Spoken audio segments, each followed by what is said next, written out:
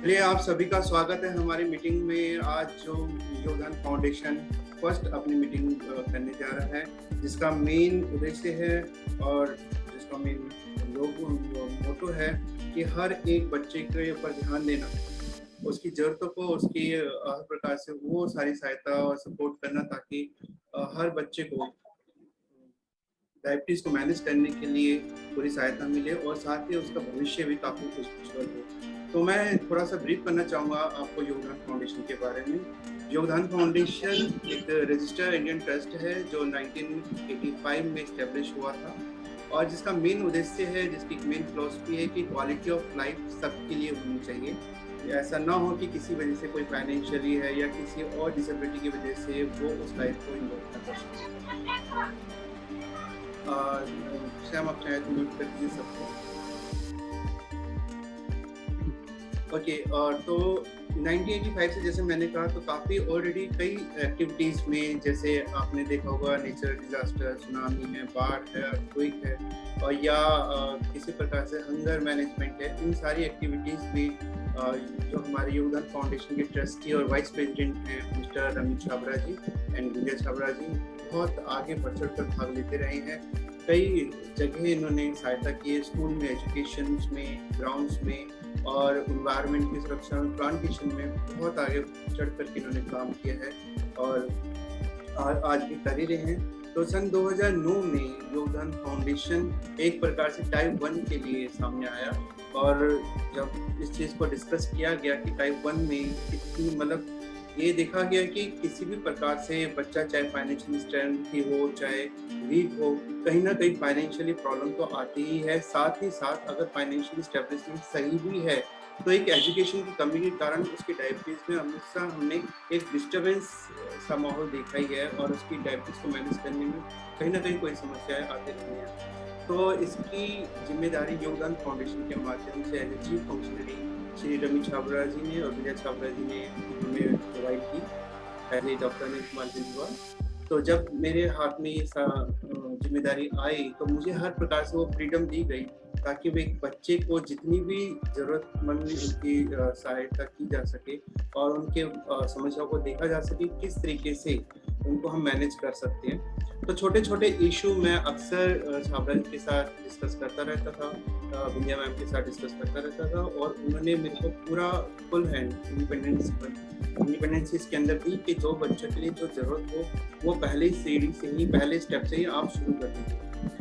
तो इस तरीके से जब हमें पता लगा कि बच्चों में अगर किसी प्रकार से अगर गवर्नमेंट हॉस्पिटल से भी बच्चा जुड़ा हुआ है तो अगर उनको इंसुलिन की सहायता वहाँ से मिल रही है या तो कई बच्चों को इंसुलिन भी नहीं मिल रही तो उनको इंसुलिन देना, उनको ग्लूकोमीटर और फ्री स्ट्रिप्स, क्योंकि स्ट्रिप्स का बहुत बड़ा रोल रहा है हमारे डायबिटीज़ को मैनेजमेंट करने के लिए। अगर बच्चों को पता नहीं है कि उनका शुगर लेवल कितना है तो क्या इंसुलिन लेंगे वो, इसमें हमेशा उनको कोई ना कोई नुकसान होता ही रहा। लेकिन जब से स्ट्रिप्स उनको फ्री मिलना स्टार्ट हुई तब से उनके अंदर थोड़ी सी नई एनर्जी महसूस होने लगी, उनका सिस्टम अपने आप अच्छा चलने लगा, बॉडी में स्ट्रेंथ, नई ऊर्जा पैदा होने लगी। उनका धीरे धीरे जो HbA1c हमने नोटिस किया था जिनका 15-16 मेंटेन रहता था, आता ही नहीं था इससे नजदीक, जो कि बहुत ही बड़ी प्रॉब्लम है। इतना यहाँ तक कि हमने 19 से 20 भी HbA1c दिखा है। उनका विदिन 3 मंथ्स काफ़ी अच्छा ड्रॉप होने लगा और विदिन 3 मंथ टू 6 मंथ उनका 7 to 8 के आसपास आने लगा। तो ये पहली अचीवमेंट थी हमारी। इसके बाद जब हमने देखा कि कुछ ना कुछ इशू अभी भी बने हुए हैं स्ट्रिप देने के बाद भी, तब हम उनके घरों में विजिट करने लगे, उनकी मेंटल स्टेटस और फाइनेंशियल प्रॉब्लम को भी हमने देखा कि अगर इंसुलिन प्रॉपर मिल रही है, अगर शुगर चेकअप टाइम से हो रहा है तो एक डाइट का बहुत इंपॉर्टेंट रोल उनके लिए बना रहता है। अगर न्यूट्रिशन डाइट अच्छी नहीं मिल रही है और प्रॉपर एक्सरसाइज नहीं है तो हमारा जो शरीर का मेटाबॉलिज्म है, शरीर की मसल्स है, टिश्यू हैं, सेल हैं, वो भी कभी कभी डिनाई कर देते हैं इंसुलिन की एब्जॉर्प्शन में और शुगर की एब्जॉर्प्शन में। तो ये अगर डिनाई चलता रहता है तो इंसुलिन की एब्जॉर्प्शन अच्छी नहीं होती तो शुगर का फ्लक्चुएशन हमारे शरीर में बना रहता है। तो इसीलिए सेकंड स्टेप था हमारा डाइट और न्यूट्रिशन और एक्सरसाइज को प्रॉपर ध्यान दिया जाए, हर प्रकार से वो फाइनेंशियल सपोर्ट उनको दी जाए ताकि वो एक डॉक्टर के द्वारा एक रिकमेंडेड डाइट को प्लान कर सकें और ले सकें। जब दोनों चीज़ें जाने लगी, अब मेडिकल सहायता, मेडिकल मतलब glucometer, strips, insulin, diet, nutrition, exercise भी जब जा रही थी, तब हमने कुछ और नोटिस करने लगे कि कुछ पेरेंट्स और फैमिली में इश्यू रहने लगे कि स्ट्रेस का, क्योंकि वो एक्सेप्ट ही नहीं कर पा रहे थे कि उनके बच्चों को ये डायबिटीज है। तो इसमें सबसे बड़ा रोल आ जाता था काउंसलिंग का और एजुकेशन का, उनको समझाना कि कहाँ आप ये डायबिटीज किस तरीके से रोल प्ले करेगी लाइफ में और कितने लंबे समय तक ये आपके साथ बनी रहेगी। तो अच्छा है कि इसके विषय में किसी भी प्रकार से कोई नेगेटिव ना सोचे, आगे बढ़े, इसको अपने फैमिली का, अपने परिवार का एक हिस्सा बनाए। जस्ट एक मात्र इंसुलिन एक करेक्ट डोज लेने के बाद, टाइम से शुगर चेक करने के बाद, एक अच्छी डाइट और एक्सरसाइज कंटिन्यू रखने से आपका बच्चा हमेशा के लिए स्वस्थ रह सकता है। और जो मैंडेटरी ब्लड टेस्ट है उनको टाइम से कराते रहिए, ताकि अगर छोटे मोटे कोई कॉम्प्लिकेशन बॉडी में स्टार्ट है तो डॉक्टर्स एक मजबूती के साथ हमारे साथ खड़े हैं उसको हमारी लाइफ से रिमूव करने के लिए। तो इस तरीके से योगदान फाउंडेशन अपने 4 पिलर्स के साथ आगे बढ़ रहा था और लगातार आज भी आगे बढ़ रहा है, जिसमें पहला ये है कि एक मेडिकल सप्लाई डायबिटीज की और एक डॉक्टर का सपोर्ट हमें जरूर चाहिए होता है। जो पहला सपोर्ट है, हम हर बच्चे से रिक्वेस्ट करते हैं कि टाइम से अपने डॉक्टर्स के पास जरूर विजिट करें।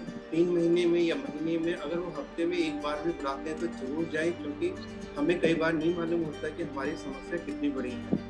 तो वो समस्याएं डॉक्टर समझ जाते हैं और उनको स्टेबल करने में काफ़ी हद तक टाइम लग जाता है। तो इस तरीके से एक मेडिकल सप्लाई, डॉक्टर का सपोर्ट, सेकेंडली डाइट और एक्सरसाइज, फिर काउंसलिंग और एजुकेशन, ये चारों पिलर हमारे साथ जुड़े रहने चाहिए, तो फिर हमें किसी प्रकार की कोई समस्या नहीं होती। और इसका असर ये रहा कि हमने 2009 में ये प्रोग्राम 2 बच्चों से स्टार्ट किया था और आज ड्यूरिंग 14 साल के आसपास चल रहा है हमारा फाउंडेशन। आज हमारे पास 350 से ज़्यादा बच्चे हैं जो वेल मैनेज हैं, अच्छा अपना डायबिटीज को मैनेज कर रहे हैं, उनको काफ़ी अच्छा लगता है। साथ साथ हमने इनिशिएटिव लेना स्टार्ट किया, क्योंकि हमारा देश एक फेस्टिवल का देश है, तो कोई ना कोई हर महीने 2-3 महीने में एक फेस्टिवल आता रहता है। तो क्यों ना आप मतलब स्ट्रेस से निकलें, स्ट्रेस से बाहर निकलें, अपनी लाइफ को एंजॉय करें। हर फेस्टिवल को अब आपस में मिलकर बनाते हैं। बच्चों के अंदर अपने टैलेंट्स होते हैं, किसी के अंदर सिंगिंग है, ड्राइंग है, डांस है, वो उभर के आने लगे हैं सामने और अपनी अपनी क्षमताओं को दिखा करके काफ़ी ज़्यादा उत्सुकता हमारे YDF क्लब की बनती है। तो इस तरीके से हम हर फेस्टिवल को भी इंजॉय करते हैं। तो इस तरीके से हमारा YDF चलता है योगदान फाउंडेशन में। और एक चीज़ अक्सर हमने देखी गई है कि जैसे हमें daily insulin, daily sugar checkup, daily अच्छी डाइट चाहिए, तो उसी तरीके से हमारी जो एजुकेशन का लेवल है वो भी रेगुलर बना रहना चाहिए। इसके लिए योगदान फाउंडेशन ने स्टार्ट से ही वीकली कैंप ऑर्गेनाइज करना शुरू कर दिया था। तो 2009 से लगातार हर हफ्ते एक योगदान फाउंडेशन एक कैंप ऑर्गेनाइज करता है, जिसमें बच्चों के क्वेश्चंस को देखता है, उनकी समस्याओं को देखता है और उनको वो सारी सुविधाएं देने का प्रयास करता है, जिससे डायबिटीज को अच्छा मैनेज किया जा सके और उनको एक अच्छा भविष्य दिया जा सके। तो ये था हमारा YDF, जिसमें मैं बहुत बहुत धन्यवाद देना चाहता हूँ और मिस्टर अमित छाबड़ा जी का, जो कि यहाँ के योगदान फाउंडेशन के ट्रस्टी और प्रेसिडेंट हैं, और विंध्या छाबड़ा जी का, जो कि सोशल एक्टिविस्ट भी हैं। आगे बढ़कर हर बच्चे की अलग अलग समस्याओं को ध्यान से सुनना, उनको देखना और उनको दूर करना। जैसे इनका ही एक ऐसा योगदान हमें लॉकडाउन में नजर आया कि घर घर राशन तक पहुँचाने का काम किया। सभी बच्चे हमारे YDF के जानते ही हैं और घरों तक वो सारी मेडिकल सप्लाई पहुंचाई, ताकि किसी बच्चे को कोरोना या लॉकडाउन से किसी प्रकार की कोई समस्या ना हो। तो ये था हमारा योगदान का छोटा सा संदेश कि हर बच्चे पे ध्यान रखना जरूरी है